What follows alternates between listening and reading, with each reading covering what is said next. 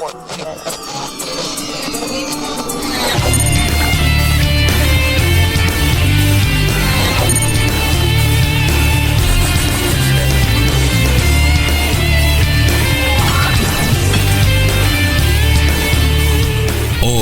puede ser. 7 de agosto, día de San Cayetano. La gente pide pan, paz y trabajo, lo que nos hace pensar en todas las penurias que a veces pasamos. El tema económico siempre es uno que nos da vueltas, y sobre todo cuando no lo entendemos. Por eso es que recurrimos a los especialistas y como cada día jueves estamos recibiendo a nuestro columnista económico, aquel que viene a echar luz sobre algunas dudas, sobre algunos temores, ¿por qué no?, que nos acarrea la actualidad. A ver, tenemos los movimientos del dólar de los que hablamos un montón en todos estos últimos días que te hacen pensar, ¿qué hago? ¿Tengo que tener miedo? ¿No tengo que tener miedo? Bueno, hablamos un poco de los regímenes cambiarios, nos propuso el hombre, el especialista. Así que a él lo estamos saludando y dándole los muy buenos días al magíster Darío Freites, analista económico, bueno, nuestro columnista de cabecera. Profe, ¿cómo le va? Buen día, feliz jueves. Hola, buenos días Gabriel, Tamara, ¿cómo están todos? Buen día para todos sus oyentes. Bueno, hoy vamos a hablar un poquito sobre este famoso elemento que tanto seguimos día a día, que es el dólar como variable económica, un mojón, un punto de ubicación para muchas actividades dentro de la economía, ¿no? Entonces vamos a hablar un poquito sobre este concepto de los regímenes cambiarios, que no son otra cosa que explicar las alternativas que tienen los gobiernos en su política económica, las distintas alternativas que tienen para administrar de alguna manera o enfrentar el mercado cambiario, ¿no? Bien. ¿Y de qué hablamos entonces cuando hablamos de estos escenarios y de regímenes cambiarios? Bueno, nosotros a lo largo de la historia hemos tenido distintos regímenes cambiarios que han sido como experimentos, podemos decir, que bueno, muchas veces se toman de otros países y tenemos que tener en cuenta primero que el valor de la moneda es protegido por nuestra autoridad monetaria, que es el Banco Central. Es decir, que el Banco Central es el que lleva adelante la política monetaria dentro de la política cambiaria, es decir, el valor del tipo de cambio, que es esa equivalencia entre nuestra moneda y las divisas, es decir, las monedas extranjeras. Generalmente nosotros usamos el dólar como un parámetro de referencia. Okay. Por ejemplo, en la época del presidente Menem tuvimos el tipo de cambio fijo, la famosa convertibilidad, en donde, bueno, ese es un tipo de régimen cambiario que lo que hace la autoridad monetaria, es decir, el Banco Central, es establecer el valor de la moneda, el valor del tipo de cambio, y comprometerse a sostener ese valor. Ese fue el famoso 1-1, sí, que nos siguió durante 10 años prácticamente.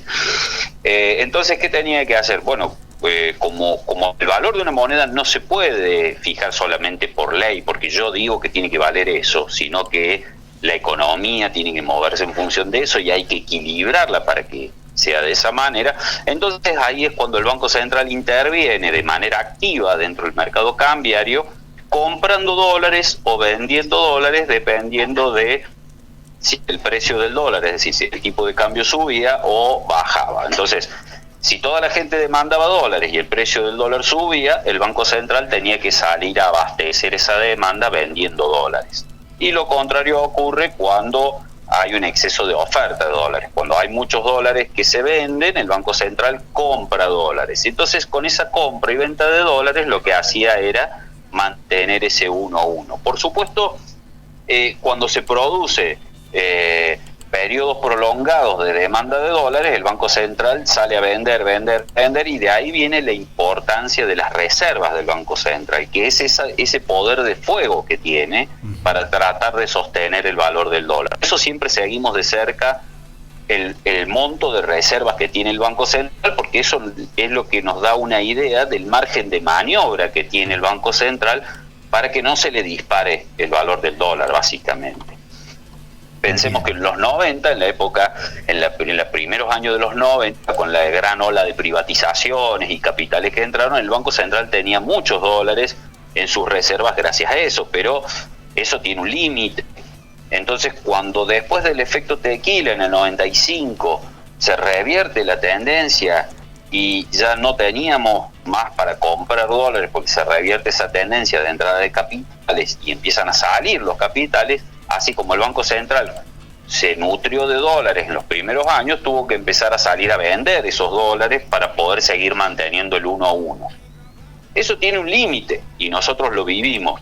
El límite de eso está establecido por las reservas. Llega un momento que el Banco Central se queda sin reservas porque vendió todo. Eso fue lo que pasó hacia fines de los 90 y eso fue lo que nos llevó a esa salida abrupta de la convertibilidad. Ya el Banco Central vendió todo lo que tenía, no tenía más para sostener el dólar y no quedó otra que salir del régimen de convertibilidad y salir de ese esquema de tipo de cambio fijo. Y ese fue lo traumático de la salida fuerte en el 2001 con esa devaluación grande, default de por medio. Eso fue lo que nos generó toda esa crisis porque el poder de fuego del Banco Central había desaparecido.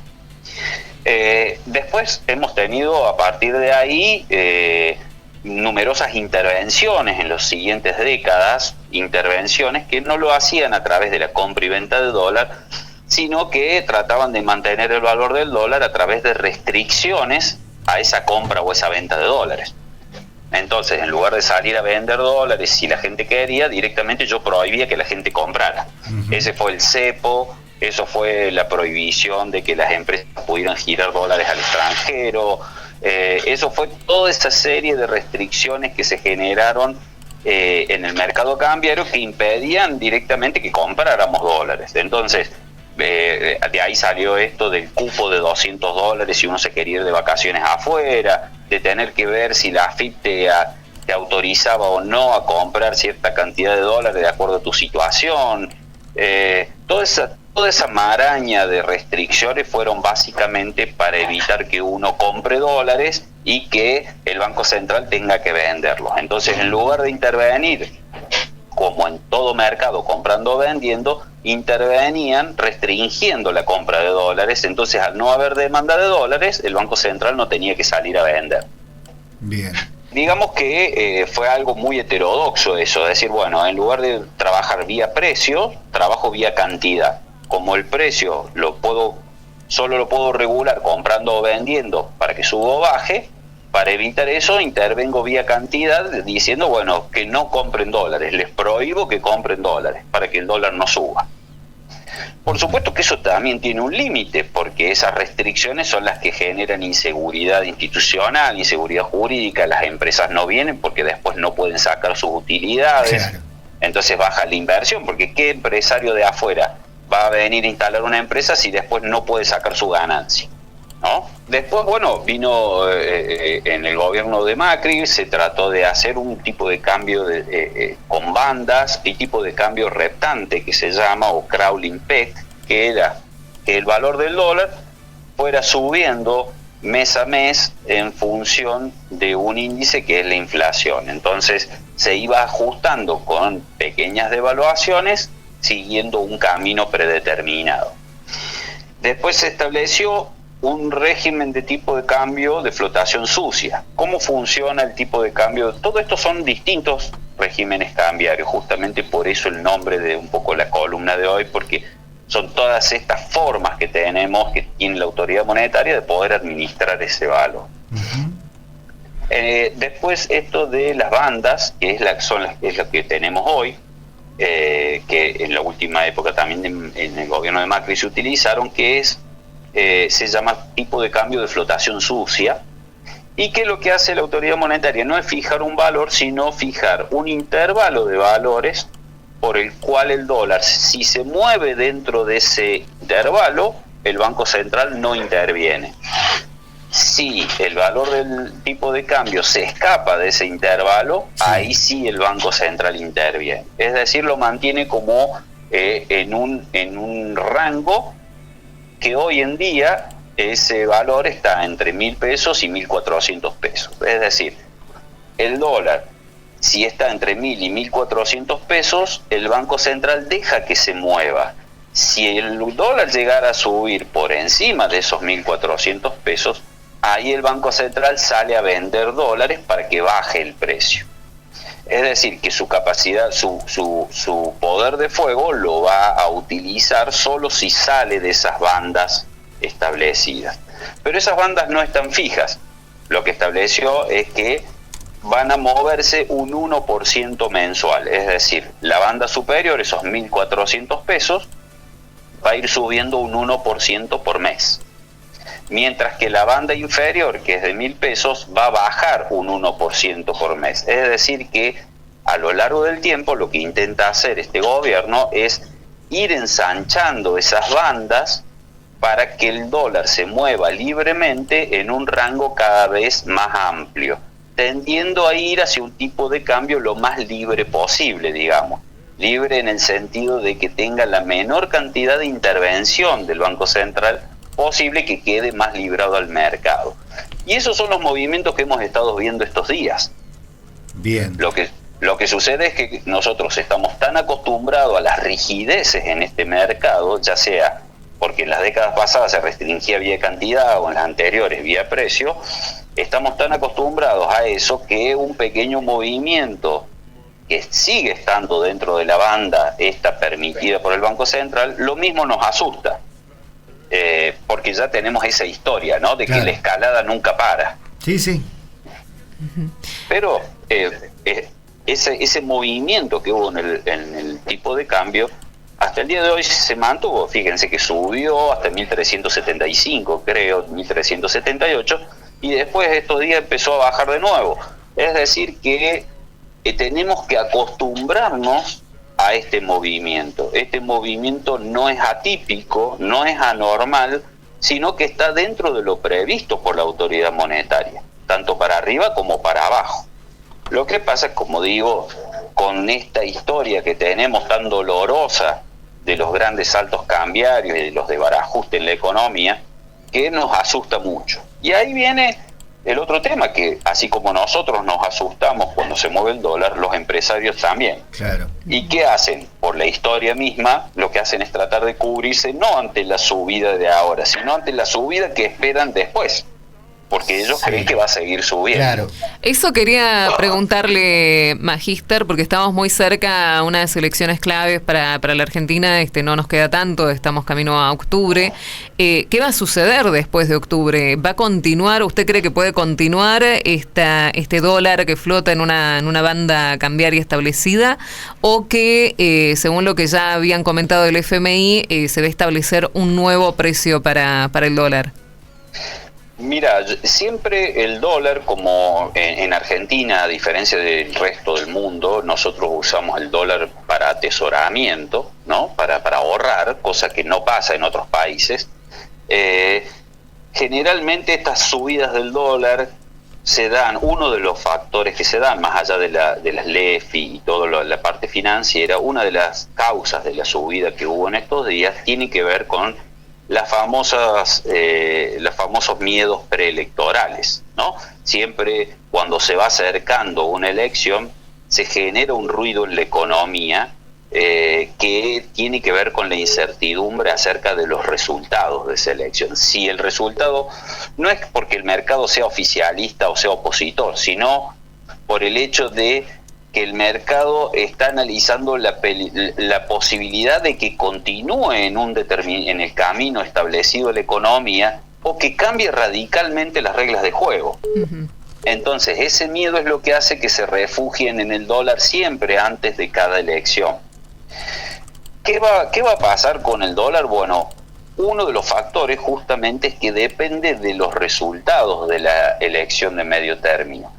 Pero justamente, como digo, no porque el mercado sea oficialista o opositor, sino porque el hecho de quién tenga en el podio, quién esté primero, quién tome relevancia en estas elecciones, va a marcar una idea, un indicio acerca de las posibles políticas económicas en el futuro. Si gana más la oposición. Es decir, si pierde poder el oficialismo en estas elecciones, va a tener menos consenso para llevar adelante los cambios y el camino de la línea de política económica. Entonces, más allá de lo que piense el gobierno, si ven que tienen más oposición en el poder legislativo, hay menos probabilidad de éxito. Fíjense lo que sucedió ayer, que no prosperó toda la ley de desregulación, el proyecto de ley de desregulación del ministro Sturzenegger.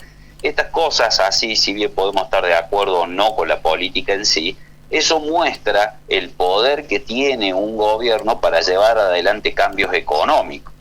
Entonces, si no hay una opción mejoradora de eso, eso puede hacer peligrar, digamos, los objetivos de la política económica. Entonces, ese miedo va a permanecer hasta las elecciones, y después de las elecciones, dependiendo del resultado, puede haber más ruido en el mercado o menos ruido en el mercado. Si se asienta, el oficialismo asienta su éxito, que el éxito que tuvo en el 2023 lo refleja en estas legislativas, seguramente va a calmar mucho a los mercados que están esperando un rumbo fijo. Básicamente eso es lo que esperan los mercados, información acerca del rumbo. Y cuando hay mucho movimiento pendular, políticamente hablando, eso genera ruido en los mercados que hace que se desestabilice, ¿no? Sí, totalmente. Entonces, a modo de resumen, el tema es, más allá de nuestra historia, ¿tenemos que tener una cierta preocupación de cara a los movimientos actuales del dólar, que está más cerca del techo de la banda que del piso? Mira, yo considero que no. Yo considero que hoy no es justificado porque está dentro de los márgenes previstos por la autoridad monetaria. Yo creo que nos deberíamos preocupar si pasa la banda superior. Si pasa los 1.400 pesos, ahí sí nos tenemos que preocupar, porque ahí va a tener que intervenir el Banco Central, va a tener que vender reservas, cosa que no querían, pero va a tener que hacerlo. Fíjense que cuando llegó a 1.378 salió el gobierno a decir que si había pass-through, es decir, que vieron que muchas alimenticias importantes, muchas empresas ya remarcaron los precios en función de esta subida del dólar, el gobierno dijo que no iba a convalidar eso, y en lugar de hacer como el gobierno anterior que regulaba a las empresas en cuanto a los precios que podían poner, este gobierno lo que dijo: los vamos a atacar con más mercado. Si el que quiera subir el precio, le abrimos toda la aduana, le bajamos todos los aranceles a su competencia externa, y que vengan los de otros países a competir y van a tener que bajar los precios. Es decir, que la amenaza, entre comillas, viene por el lado de: te voy a dar más mercado, te voy a dar más competencia porque subiste los precios.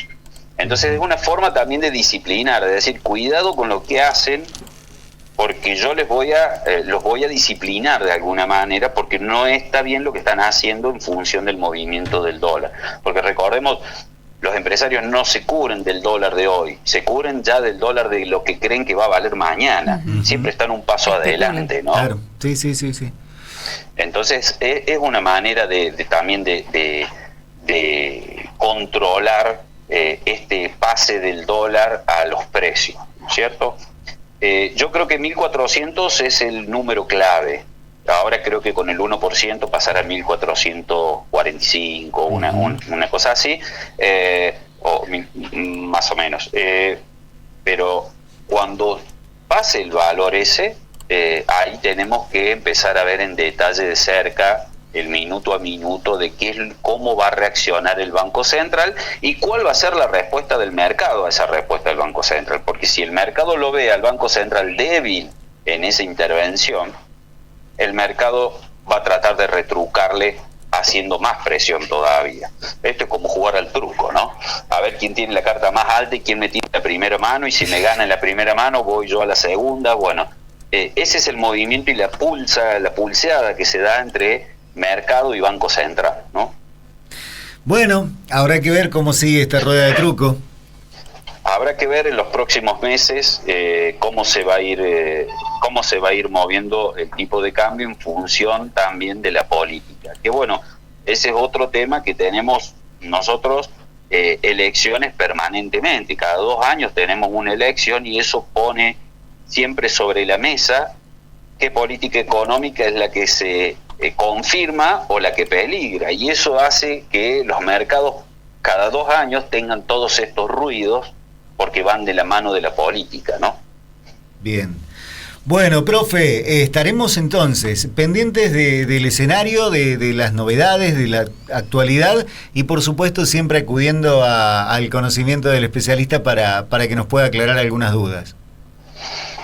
Bueno, yo les agradezco mucho el contacto y bueno, estaremos la semana que viene viendo algunos indicadores. Como hoy es el día de San Cayetano, se me ocurrió justo nada más que no me daba el tiempo para prepararlo, pero dije, bueno, vamos a hablar de empleo. Excelente. Estuve escuchando algunos números y me resultó interesante esto de la evolución del empleo informal en Argentina y la creación de empleo y la tasa de crecimiento de la población. Bueno, algunos indicadores que me gustaría compartir con ustedes. Como no hice tiempo hoy a la mañana, queda pendiente para el jueves que viene que podamos charlar sobre el empleo. Perfecto, San Cayetano nos deja tarea, así que entonces lo estaremos charlando la semana próxima, Darío. Así es, la semana próxima nos estaremos en contacto entonces, y que tengan un excelente fin de semana y un saludo para todos los oyentes. Ahí nos despedimos, entonces le agradecemos muchísimo al profe Magíster Darío Freites, licenciado en Economía, analista económico, magíster en Administración de Empresas y por supuesto docente de Economía de la UNDEC, nuestro analista económico de cabecera, con quien hablamos acerca de los regímenes cambiarios y si hay que preocuparse por las subas del dólar o no. Y bueno, creo que nos lo ha dejado muy claro y nos ha dejado tarea. El próximo jueves estaremos hablando de empleo junto con él. Hoy puede ser.